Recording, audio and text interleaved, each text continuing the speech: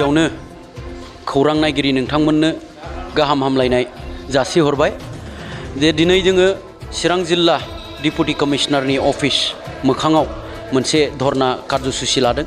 बे धरनाखौ जोङो डिसि बिथांनि दारा जोङो prime minister of India, president of India आरो हम मिनिस्टार अफ इन्डियानो मोनसे गोसोखां बिलाइ दैथायहरनो हाबाफारि लादों। बे मेम'रेन्डामाव जोङो आलादा रायजो बड'लेण्डखौ जाफुंहोनायनि थाखाय मोनसे गोसोखां बिलाइखौ हरनो प्रग्राम लानाय जादों।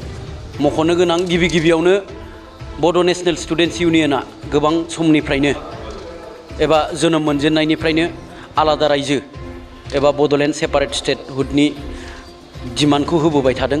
थिग बेबायदियैनो जोंनि मेम'रेन्डामावबो गिबि डिमान्ड हिसाबै जोङो आलादा रायजो एबा बड'लेण्ड सोरजिनि दाबिखौनो होग्रोदों।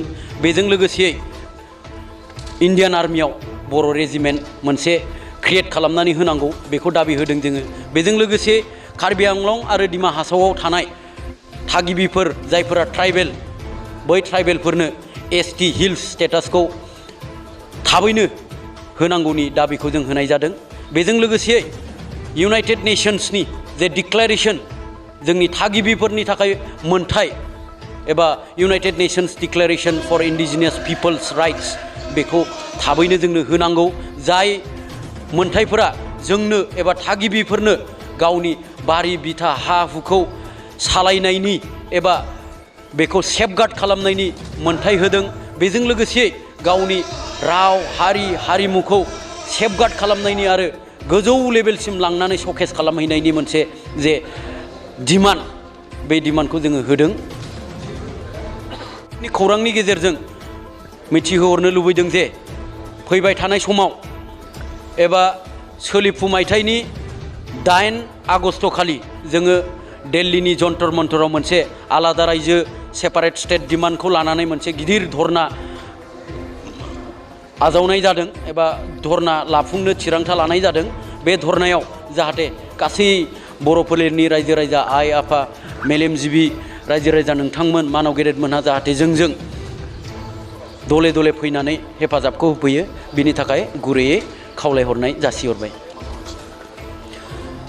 रायजोफोरखौ जोङो बेखौनो खावलायहरनो आखायाव लादों जे सिगांफोराव जिहेतु जोंनि बर' फोलेरनि रायजो राजा आइ आफाफोरा, इन्टेलेक्सुवेल्सफोरा, मेलेमजिबिफोरा एबा गोबां पर्यायाव थानाय खामानि मावग्रा बर' रायजो राजा आइ आफाया जे आलादा रायजो सेपारेट स्टेटनि डिमान्डखौ होबोबाय थादों। खिन्थु जोंनि सेपारेट स्टेट एबा आलादा रायजो सोरजिनाया बे सिमाङा सिमाङैनो थाबाय थादों। गतिके दिनै बर' माहारियारि फरायसा आफाद बनसुआ ओंखारफिनबावबाय, जायखौ ब्रैथि खोलोबनि आलादा रायजो सोरजिनायनि आन्दलन हिसाबै लांफुंनो मोनसे भारत संबिधानखौ सिगाङाव दोननानै मोनसे कार्यसुचि लाबाय थादों एबा मोनसे आन्दलननि प्रक्रिया लाबाय थादों। बे आन्दलनाव रायजो राजा आइ आफाफोरा जोंखौ थारैनो हेफाजाबखौ होनांगोन, मददखौ होनांगोन।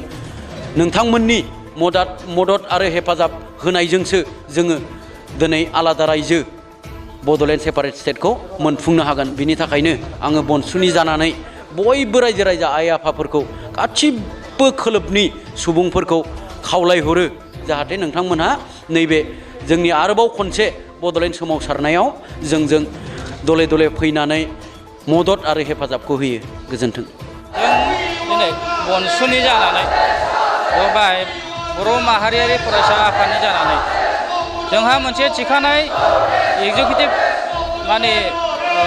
एप्रुभ दंखायोमोन जे मोनफ्रोमबो जिल्लायाव जोङो डिपुटि कमिशनारनि थ्रुयै दा रायजो बेंगिरिनि थ्रुयै जोङो प्राइम मिनिस्टार अफ इन्डिया, हम मिनिस्टार अफ इन्डिया आरो प्रेसिडेन्ट अफ इन्डिया बिथांमोननो जोङो बड'लेण्ड सेपारेट स्टेट डिमान्डनि थाखाय मोनसे गोसोखां बिलाइ होगोन।